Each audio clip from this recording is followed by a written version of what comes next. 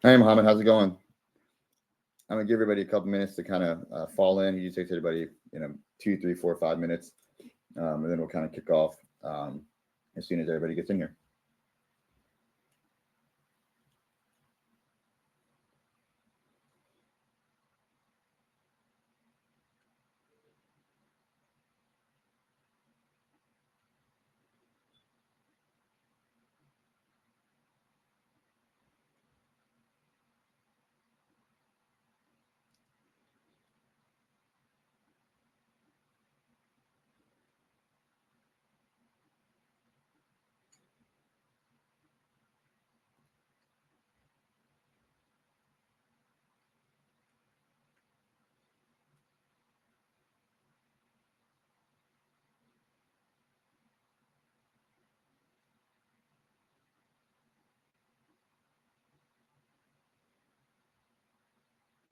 Got a couple more people joining, so we're almost ready. Give it a couple more minutes and get everybody started.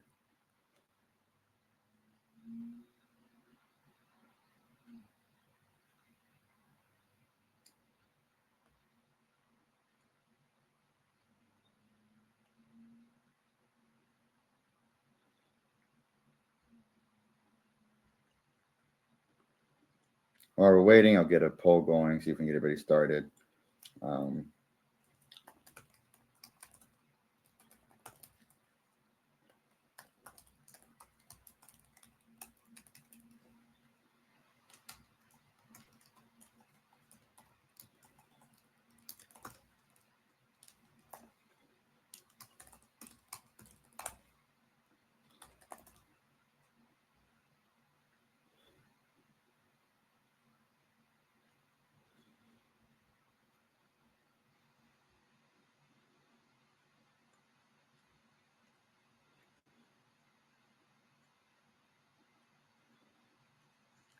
Okay, one more minute, we'll kick off, guys.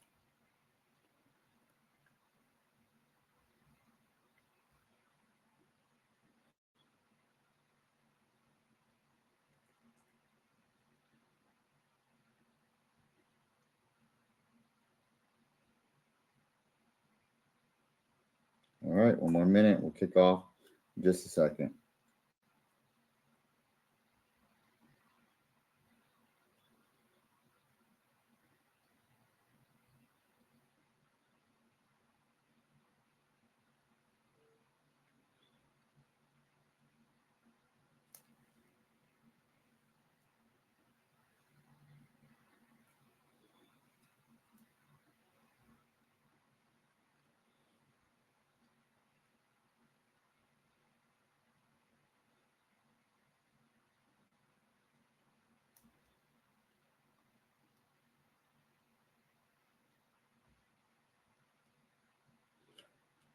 All right, well, we'll get it started. Okay,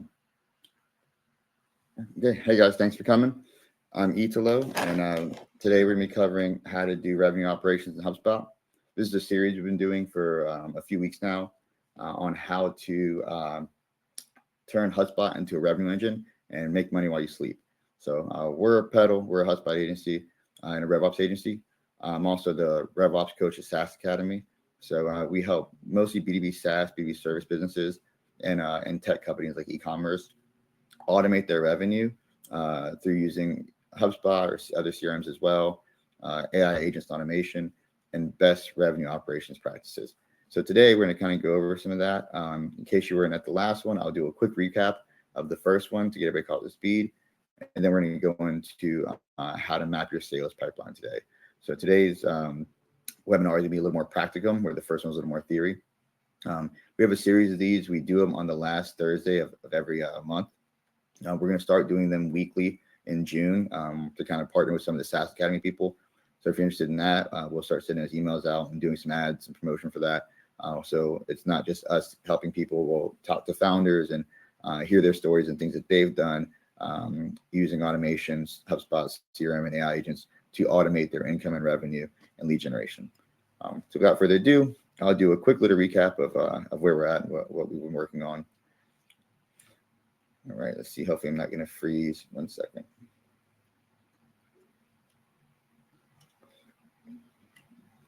Okay.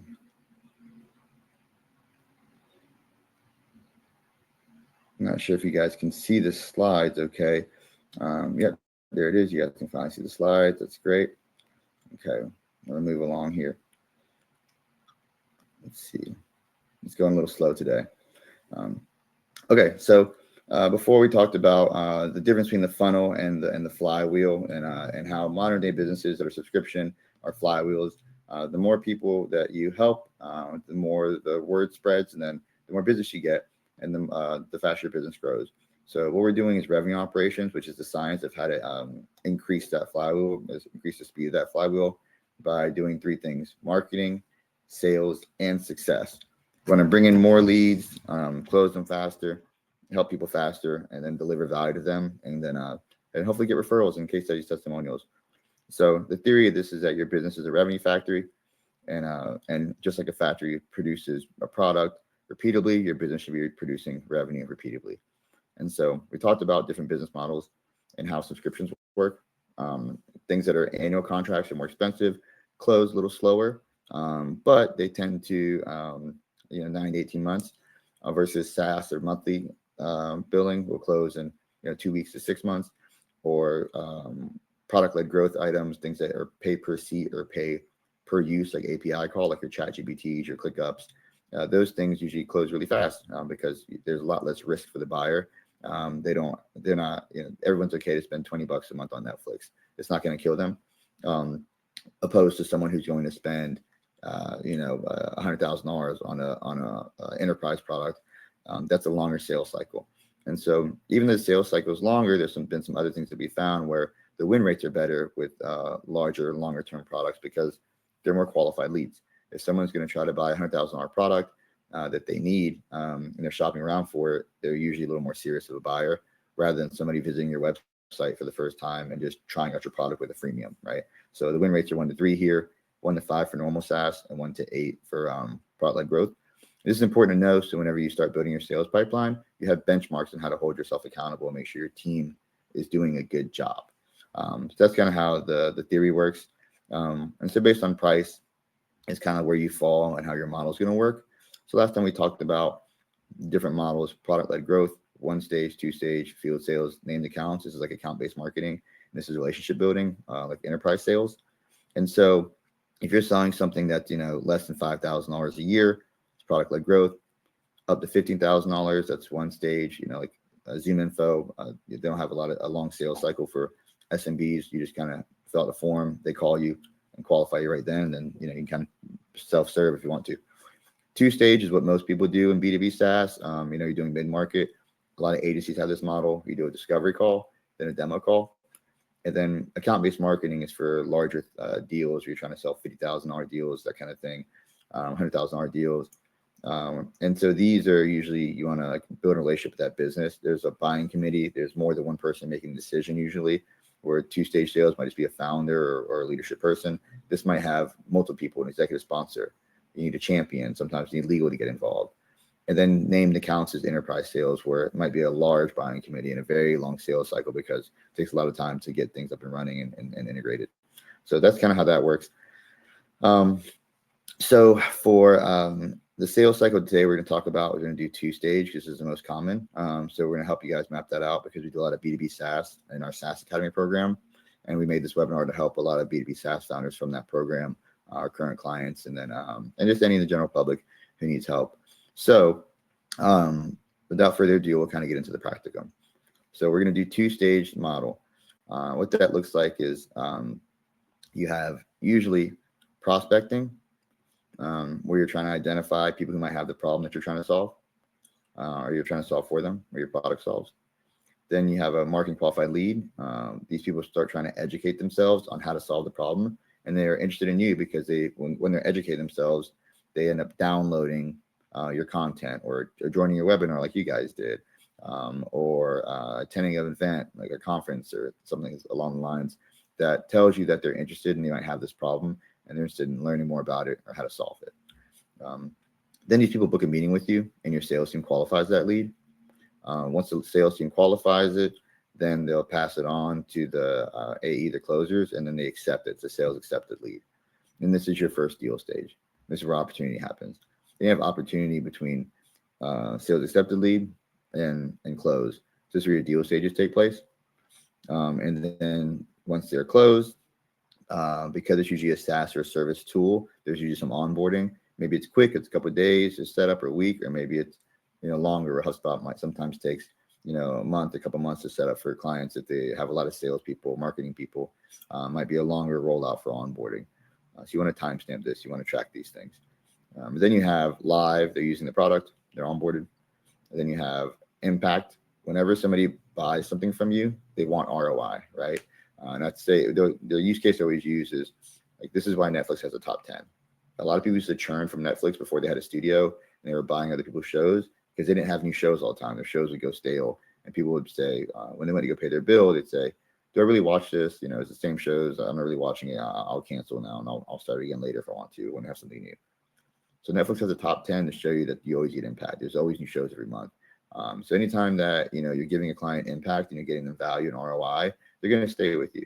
Kind of like hiring a good sales rep. When you hire a good sales rep, if you pay them, $100,000 a year when he first starts, but 5 years later, you're paying $1 million a year, it's usually because he's making you a lot more money, like $5 million, $10 million a year. You never regret hiring a good sales rep. The same way someone should never regret using your service, whether it's a B2B SaaS or a service or subscription. Whatever money they're putting into it, they should be getting more value out of it than they're paying. And when they do that, they stay long-term and they do not churn. So you want to make sure you ask if they have impact and they're happy and do a check-in. This is your CS process. And then you want to make sure that they have recurring impact.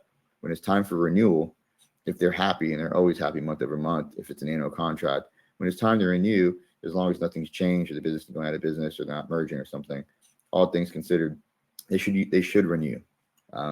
And then from here, you have lifetime value, meaning multiple renewals year over year, or they expand. It's my experience that when people trust you, there's only so many hours in a day. People usually want to work with a bunch of agencies, or they don't want a bunch of tech stack. They prefer if one tool or one company could do most of their things. Of course, there's always going to be some extra, hands and things, but it's hard for one person to manage 15 partners, right? You only have so much capacity. And so it's better when you can offer more services. If they already trust you, if you're an agent, if you're B2B SaaS product and they already trust you with their email, they might also trust you with their SMS because they already trust you to do a good job.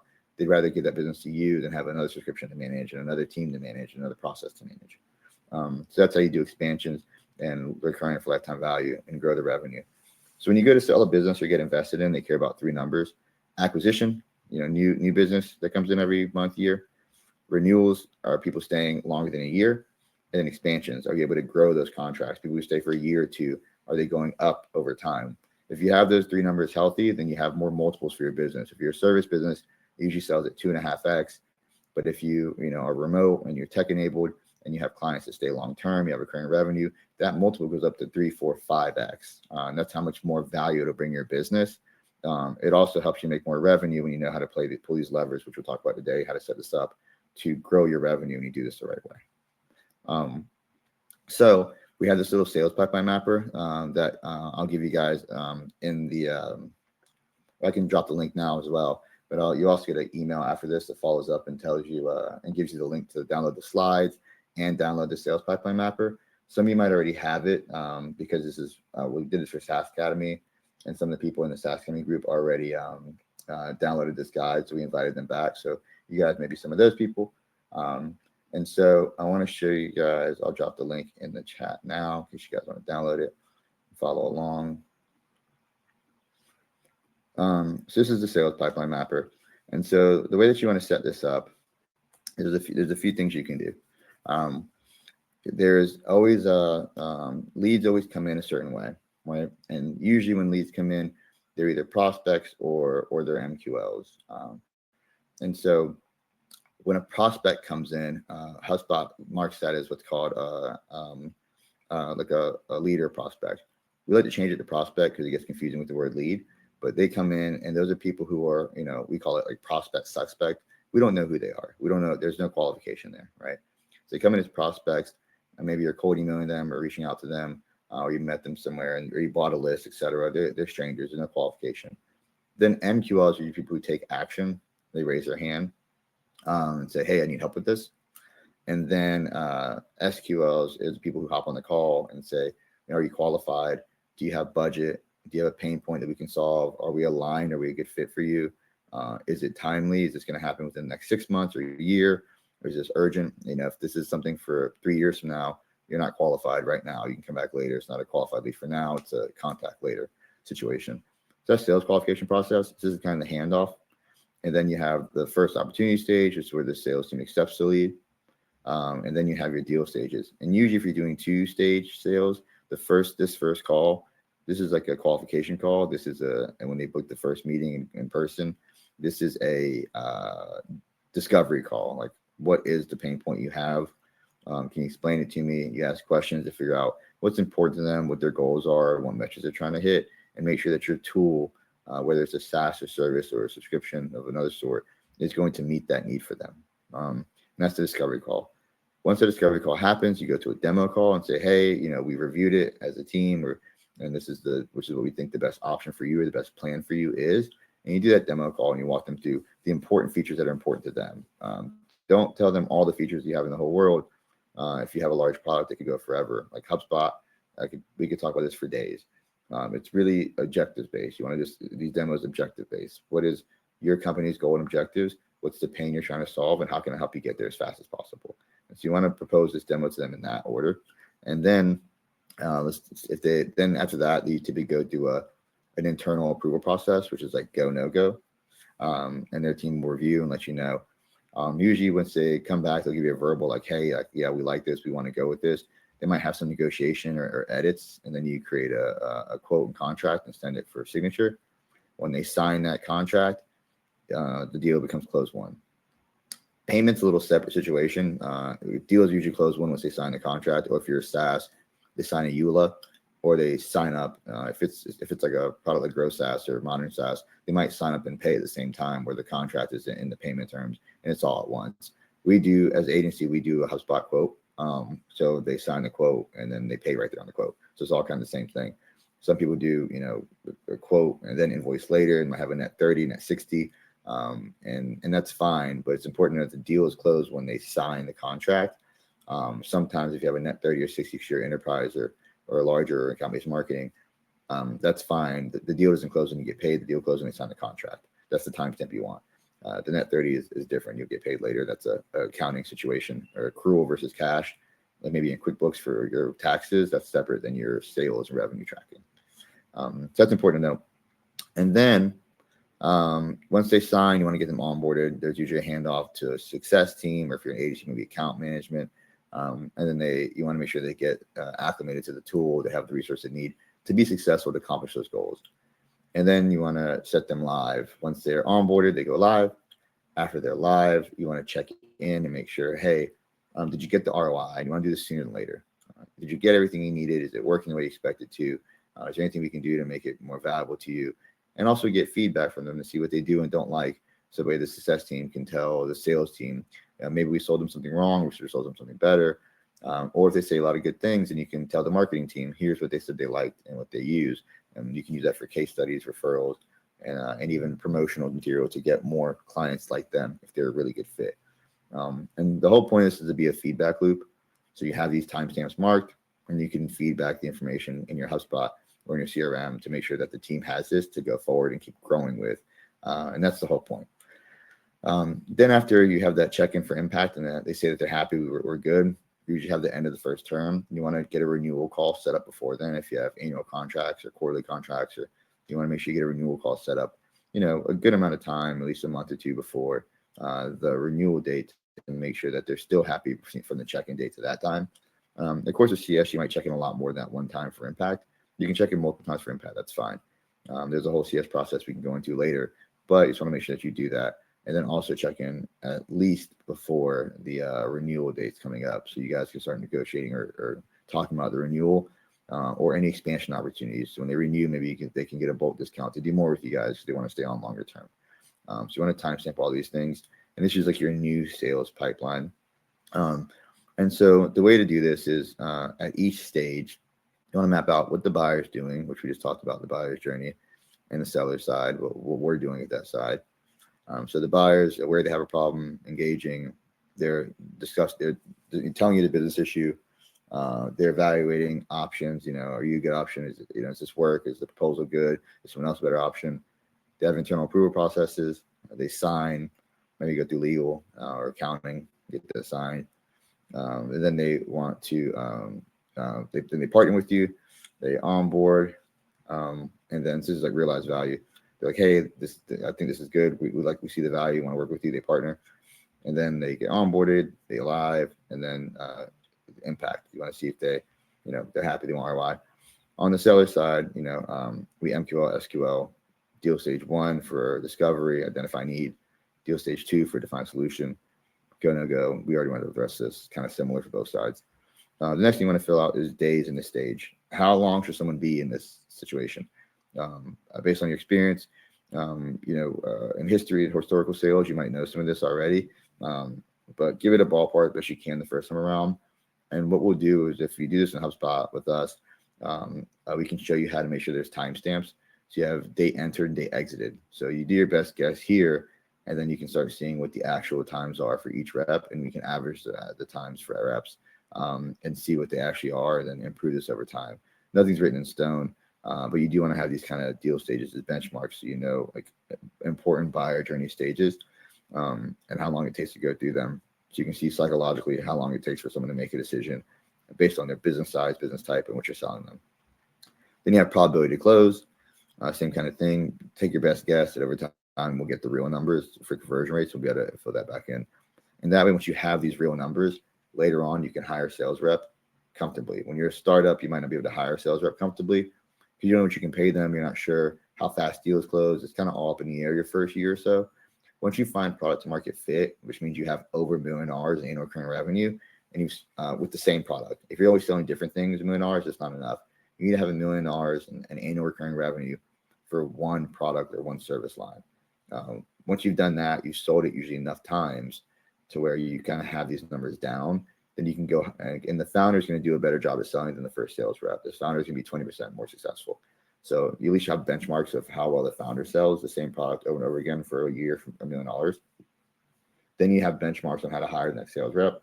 You understand how to pay them because they'll be 20% worse than the founder. And then you know what those numbers need to be to have a successful sales rep. That way you're not hiring or firing people off your gut feeling. You're doing it off of data and numbers. So if they're a good fit, they're a good fit. If they're not, they're not.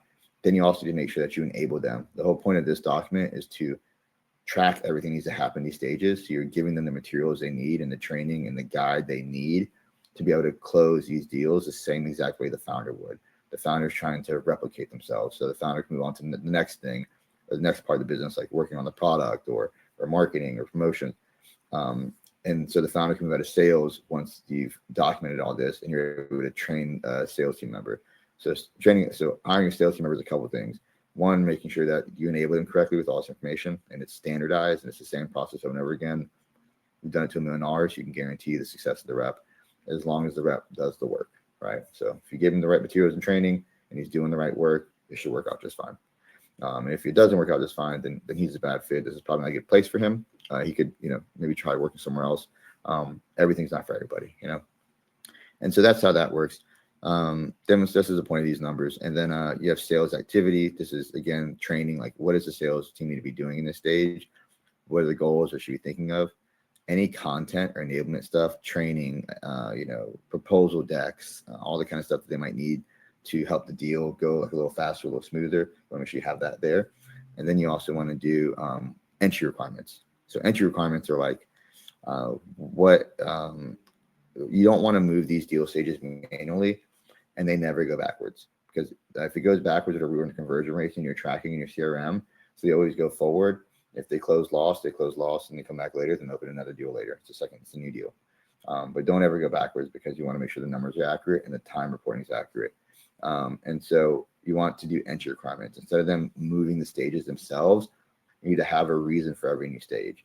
For example, MQL comes in because they submit a form usually or book a meeting.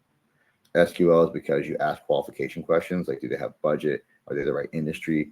Do they have the right pain point? Is this an accidental call or form fill, or is this a real thing? Do they really have a need? Is it timely? Then once you qualify them, you have the qualification questions answered. that can move it to the stage, or you just enter qualification date once you've asked the questions, log it, enter the date you qualified them, and it'll move to the next stage. Then you have, business issues. What are their problems? It's the discovery call. You do the discovery call, you run a playbook for the discovery call.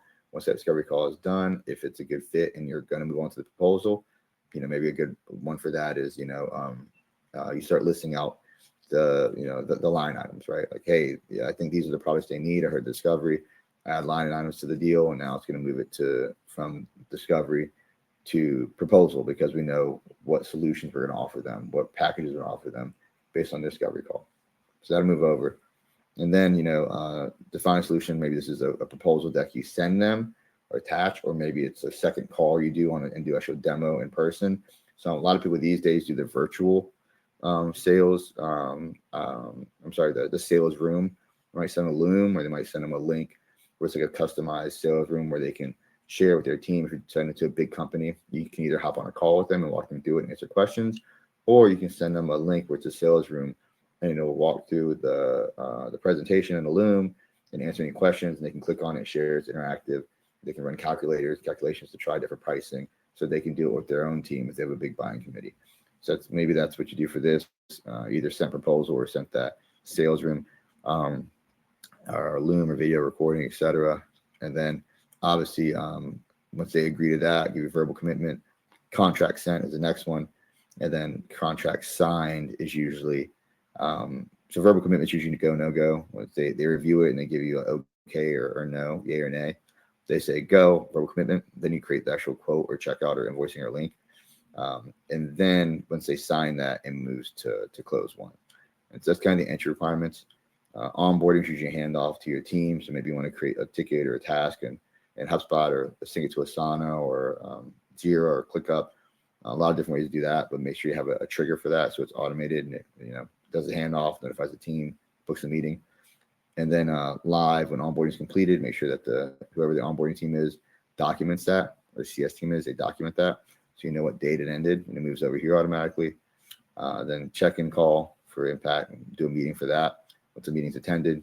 When you have meetings in HubSpot, you can have the meeting booked, and then you can also have, did they attend or did they no-show, et cetera, to reschedule. So you have outcomes of meetings. I usually use outcomes to say, hey, like this happened, they attended, just so it doesn't automatically do it just because it was booked. You want to make sure that they attended it. Once they attended it, it'll move it here.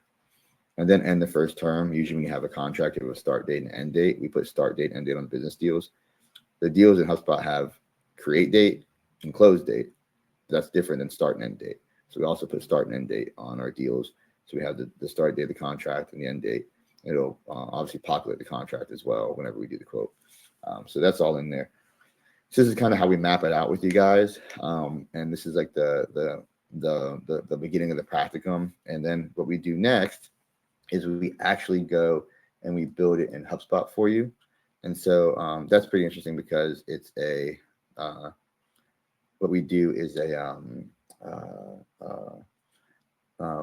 map it to 3 different objects. HubSpot has contacts or companies based on if you sell to individuals, like your product-led growth, like a ClickUp or Asana. You might have 1 seat or 1 user, or your direct consumer, or you might do, organizations. You do company. A ChatGPT might be individual or might be company. They sell to both, right? But Lifecycle Stages kind of sync them together. So I'm going to go over that briefly and kind of show you what that means and how that all kind of works. So in HubSpot, you have contacts, companies, leads, and deals. And so the way that these things work is a contact in a company. A contact is represented by an email. That's how it represents a human being inside of HubSpot. Their email address. And usually you can have a user. There's a user. You might be able to add 2 email addresses. That's fine. But the source of truth is the email. So it's usually your business email address or your business domain. And so that's how a contact's created. And then if you have Jeff at Amazon.com, it'll also create the company Amazon.com, because it takes that domain. It'll attach Jeff and Amazon, the company, together. Then if someone else comes in from Amazon later, from a webinar, or website, or a forum or something, like Joe at Amazon, it'll also attach that person to Amazon.com. So there's 2 contacts on that company. if one of those people becomes, moves from a prospect to an opportunity, or et cetera, what'll happen is it'll automatically, let me show you here. So to move from like a prospect to a marketing qualified lead or an opportunity, what'll happen is it'll move the company there as well. And whichever contact is further along is what it'll do. Usually syncs them all. You can turn that off if you need to, because sometimes you might sell to different departments. Like you might sell to Microsoft in Europe, or Microsoft in America. If they have the same domain, it's the same company. If they have different domains, like Amazon Fresh, like fresh.amazon, you can make it a child company, so they're not attached. But if they are attached, in case, whatever the furthest lifecycle stage is, what it'll be. So if somebody came in from this division who wants to buy from you, but a different division wants to buy a different product from you, whichever one's further along is what the business would be. So that's how that works. And so these lifecycle stages are the whole buyer journey end to end. And so what they do is, I'm going to hope you guys can see my screen here. 1 second. I think I'm sharing my screen. Can you guys see my screen? Can you drop me a note in the chat? Let me know if you guys see this okay. Can you see it now? Oh, let me switch it over. I think this is how I switch it. Here we go. Okay, I think you guys can see it now. And so this, so HubSpot has these life cycle stages. And so this is the buyer journey overall.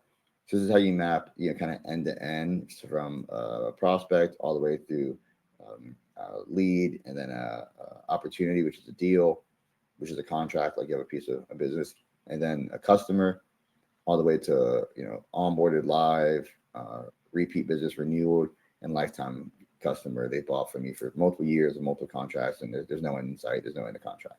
And so this is kind of how you do the whole big picture. There's a breakdown in this where you can do a segment, and that segment is first segment's lead status. So when you have a lead, it can be marketing qualified or sales qualified. Marketing qualified leads are handed off to the sales team. And what the sales team does is they then take that and work that lead, and that's called the lead object. And so what sales teams do with that lead object is they, see if I can find this for you. It has some automation built into it. And what it tells you is, are you, did the sales team get the lead? The MQL came in from a form. Did the sales team reach out? Did the lead respond? Did the lead connect and book a meeting? Are you waiting for a response? And then, is the lead qualified? It's your qualification process. So lead object is the subset of, prospect, MQL, and SQL. And so that's what the lead object is for. And then once the lead is qualified, it'll move on to a deal. So I'll give you guys a quick little example of that. So let me see if it's pull up for you. And then we'll get to a Q&A section after this, see if this is helpful. If you guys want any help walking through some of these processes. So here's the prospecting. Here's leads. Again, you can do it by company or lead, but let's say a lead's an MQL. Every time an MQL comes in, it'll create a lead here in this little lead bucket for me. And then there's a stage, and it's automated in HubSpot. When they come in, it's called new. Whenever someone from the sales team reaches out to them via email, call, or SMS, it'll move it to attempted. The sales team's attempting to reach out.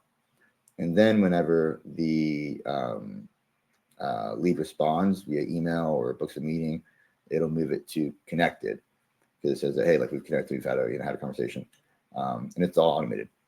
It reads the CRM. And then once you've connected with them on a call, you get to decide, like, are they qualified? Are they a good person for us to sell to or not? And so here is how that works. So this is all automated, but the qualification is the last part that's not automated, and you'll do that yourself. If it's disqualified, then it gives you a reason. Maybe it's disqualified because they're a bad fit and it'll take them out of there, or if it's disqualified because it's bad timing. They're a good fit, but they don't have this need for 6 more months. Follow back up with them in 6 months. And when you disqualify them, it'll say, do you want to create a task? You can create a task and follow up with them later. If it is qualified, it'll pull up a deal, and you'll create a deal here and then put it in your deal pipeline, which is the stages here that we talked about. This is kind of what that looks like. And then, let's see, is this a better format? Let me see if this is better. I don't realize you guys couldn't see that the whole time. I'll tell you.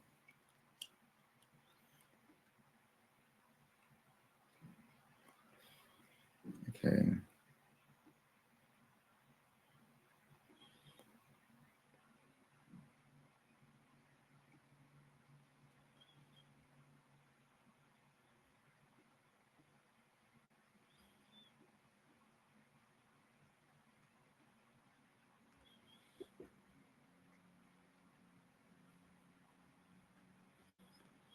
Okay, this is the stream again.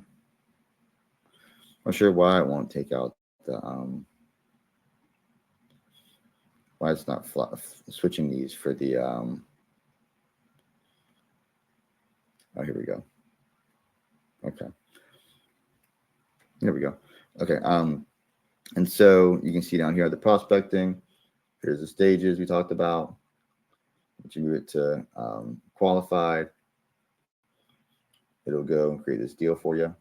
You can, and if there's already the deal in the pipeline that's already happening, you can always add it to that deal. Maybe put someone else from the company already, and you can merge the deals together so that both people in the company will be on the same record. There's associations, or you can create a new deal based on what's happening. And then once that deal happens, it'll move over to this deal pipeline, and these are the stages that we mapped out together here. And so you'll see the deal stages all the way through. This is HubSpot's pipeline, which is a little different for selling their software than like ours for selling our service, but this is kind of how it works. So that's the stages, and then as you move something or try to move something to another stage, it'll ask you which properties you want to fill in. When you fill those in, it moves over. So that's the process more or less. Then here's the lifecycle stages I was talking about before. We start with prospect, MQL, SQL, the lead stages in between here. Once it's qualified, it creates the deal. All your deal stages are an opportunity. So deal stages 1 through close are here. Once it moves to close 1, they become a customer. Once they're onboarded, they become live. And once the first contract ends and they have a second contract, they sign a second deal, it becomes MRR. And they have 3 deals or more, it becomes lifetime value. And so you have the whole buyer journey. And the point of this is that you can track all the important metrics we talked about for your revenue operations. So I'll go back to the slide. So you can track all these important numbers you need for conversion rates, time metrics, etc. So that way you can predict your monthly recurring revenue. You know how many people you have in each one of these stages, the conversion rates it takes from lead to MQL to customer, etc., and the time it takes to get between them, because HubSpot timestamps all the life cycle stages and all the deal stages. You can see how long it takes to go between them and the conversion rates are in your reports. And the last thing we'll talk about before I open the floor for questions is, like, why is this such a big advantage? The first thing is it can help you predict your monthly recurring revenue with usually within 90-95%. You can now you know what your inputs are. If I get 1,000 leads, I'm going to close at least 10, and my deals average $10,000. So every 1,000 leads, I'll make $100,000, right? And you have this formula.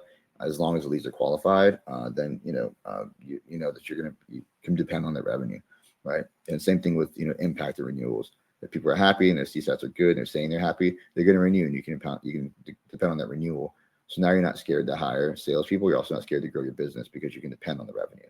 So that's the first big thing this does for you. So that's probably one of the most important. But then also it helps you understand your sales pipeline.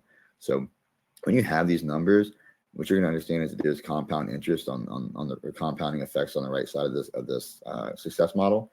Meaning, the more people you can retain in the longer term, the more exponential your revenue is going to become. If I sell 100 people and then lose 100 people every year, I'm not going to grow. I'm breaking even, and I'm probably losing money because I'm spending money to do sales. But if I sell 100 people this year, sell 100 people next year, they're both in year-long contracts. Then at the end of year 2, if most of them stay, maybe have 190 customers. I've almost doubled my revenue, right? And so that's why revenue operation is so important. Just doing little small increases, like the number of touches, the number of meetings you have, the number of check-ins, the higher their CSAT, all these different things creates a lot of like really big lift, and it's exponential. Like a really, really small change, like can really increase your revenue a lot. Like just a small change in conversion rates, like, point 0.05 in conversion rate 1, 0.04 in conversion rate 2. These little small conversion rates between these, well, look, this is double the revenue, double the annual revenue. It's also grown the contract value. So these things are really, really important. And they're really important levers of pull that you can do to really change your business trajectory. So that's the second big thing, is that small incremental increases make really big impacts in revenue operations when you've done it right. So the first thing is you can predict your revenue. Second thing is you can really, really grow it effectively and spin that flywheel faster. And the third thing is that there's a rhyme and reason to all this. This is a scientific method and approach. This is not a guess. There's always a little art to business and personal relationship, but this is a scientific approach, meaning that each one of these things has a psychological journey and some of the buyers that you're trying to do. So these stages exist for a reason. And with these stages, I can now know what is the reason. Like, the time frame from going to, your T1, right? The prospect conversion time. It's the time that it takes to develop a conversation with a customer, right? And so all these different things have different meanings and different reasons that they happen. And so you can understand how to improve them and do those incremental improvements. So a good example I like to use is here you'll see prospect to MQL rate. So from my CR1, if I'm trying to get more prospects to be qualified, what that means, I want them to fill out a form or attend an event or reach out to me, right? Book a meeting with me. And so if I have a bunch of people here, so here's the CR1 right here. So here's the CR1, right? So, identified to interested. So if I have a bunch of prospects I'm reaching out to, and I can't get them interested in me, there's only one of two issues. I'm talking to the wrong people, or I'm saying the wrong thing. If there's people who need my help, and I'm communicating to them that I can help them, and it's affordable and it's a good fit, and they trust me, and there's social proof, and I have references, and I have good social media and good following, and have a good standing, then they're going to buy if they can afford to, right? And so we want to make sure we can target people who have budget, the company is the right size, they have the right problem, and that I'm doing enough, I'm saying the right things, and I look like a person that can help them. Then this is going to increase, right? This is going to improve. And if I don't have this, it means that one of two things: talking to the wrong people or saying the wrong thing. And I can fix that by going to my current customers and saying, what do my current customers look like? What do they care about? Where do they live? What sales channels, what news do they read? And I can figure out how to find more of those people in their community, right? I can identify more of the right leads. I can also ask them what's important to them, do customer interviews, say, hey, what problem were you looking to solve? What problems do you have? How do we help you? What do we do best? And use that feedback loop to make sure that my marketing is better. We look more polished. We're better able to help people because we understand their problem in their own words better. Instead of assuming that our service is just amazing, we ask them what they think and how we can make it better, and we solve for that customer. And then we're really solving for these people. Then you can increase that, improve that rate. And so that's why revenue operations, and that's why it's important to map this pipeline this way, to have a scientific approach to solve each one of these problems. So I'll give you guys this deck. It'll be in the follow-up email, and you guys can take a look at it and hopefully apply some of this to your business. And if you need help, definitely reach out to us. But I will open the floor for questions now. I'll see if anybody has any questions. I'll throw a poll up in the meantime and give you guys some time to see, if there's anything I can help with.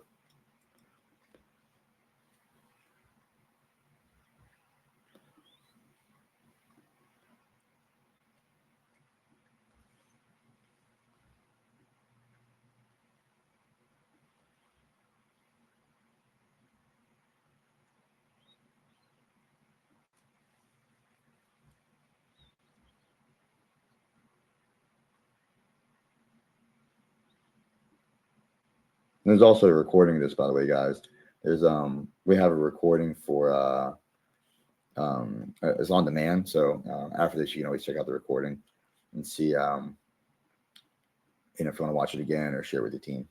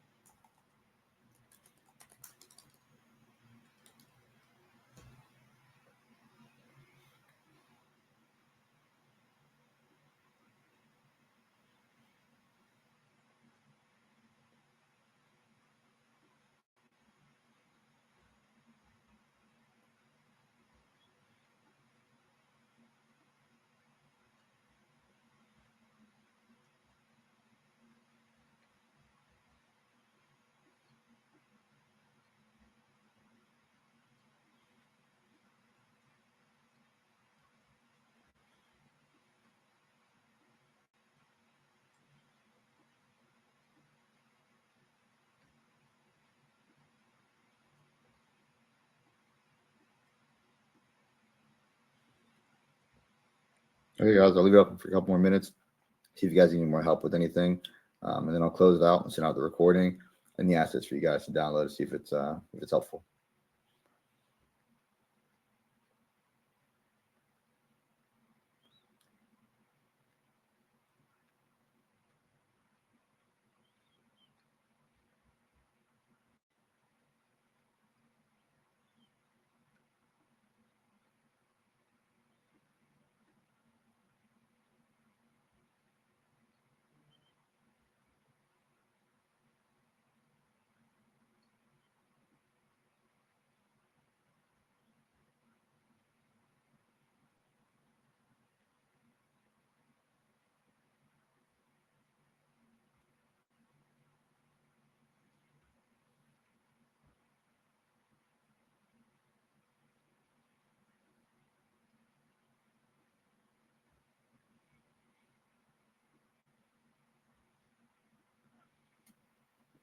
All right, guys, wrap this one up.